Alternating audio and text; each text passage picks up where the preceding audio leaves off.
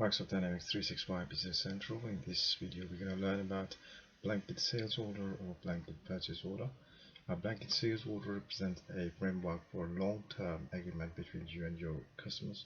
Similarly, blanket purchase order to manage long-term agreement between you and your vendor as well.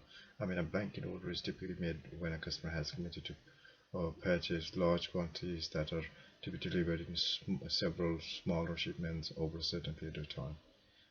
Often, blanket orders cover only one item with predetermined delivery dates.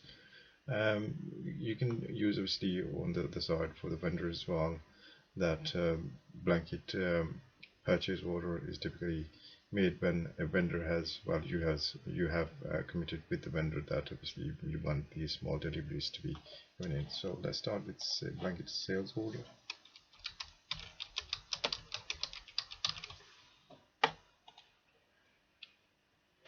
Let's create a new one.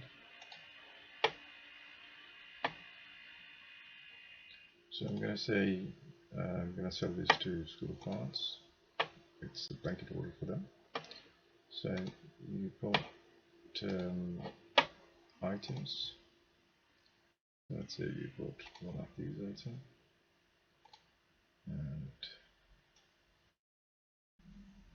let's say that, for example.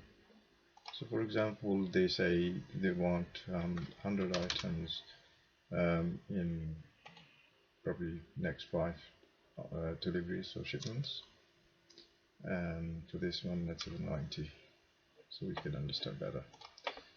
Right, so we're going to create in it, so quantity to ship from the start, the first order, we're going to say they want 10 from there and 9 from this item. You make the order. Yes. And that's it. Done that. So if you go to sales orders,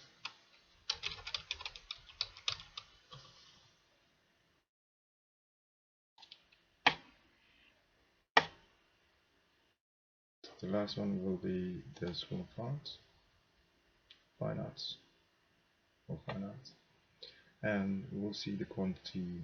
What we mentioned there is 10 and 9. Let's post that and ship an invoice. Don't open that. So that's gone through. So let's go back to the blanket order. So you go back to the blanket order, sales order. You will see the quantity obviously is different and shipment is different. So that was total quantity. That was quantity to ship. Sorry, that was quantity to ship in the first one, and that was invoiced as well because we sent the invoice as well. So that's the remaining amount. So from 110 is gone 90, and 99 gone 81. So if you create a further one, then you can do the same thing again. So let's say then I say quantity to ship, quantity to ship 15, and from this one we want 11 more. So you create an order. Yes. Okay. And if we go back to sales orders, just doing 2 for just for the example. So for better understanding, it's better to just do a couple of them so you can understand better what's going on. So this one I'm gonna post an invoice as well, obviously. So 15 and 11, post, ship an invoice. So we've done that. If you go back to the same blanket order, it's going to give us different amounts because we've done 2 shipments already. The total should be that, and these many we have already shipped and invoice we sent it, and that's the remaining. So this is how you make blanket sales orders. So let's go to blanket purchase orders.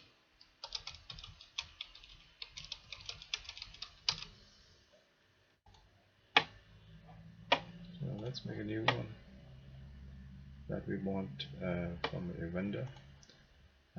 Let's say we're gonna pick up whiteboard import. and we're going to say, okay, so we want one of this item and one of, let's say, let's mobile one, and we want quantities here the same. Let's say, for example, we 190 to understand.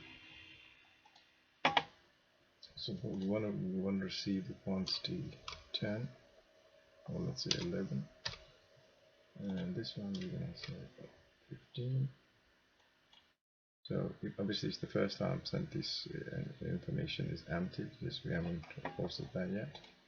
So make order, yes, and then if you go to purchase orders,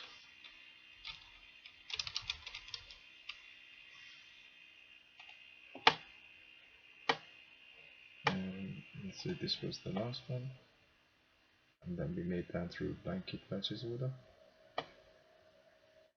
and you can check the invoice, so it's the lines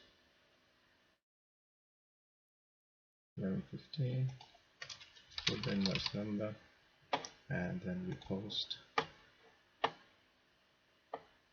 receive an invoice. So no. So if we go back to this one 1002, it's going to show us total amount, the invoiced amount, or is the shipment amount. So the total quantity is this one, quantity to receive in future is this one, and current quantity received and invoiced 1115. So I hope you understand the basics of blanket orders, and each separate shipment can be set up as an order line, which can then be converted into sales order or purchase order at time of shipping as well. So when you're doing that, you can obviously put the different dates as well. It depends when you need it, what date you need it, so you can put the dates on invoice as well. So I hope you understand the basics of blanket purchase order and blanket sales order. Thanks for watching.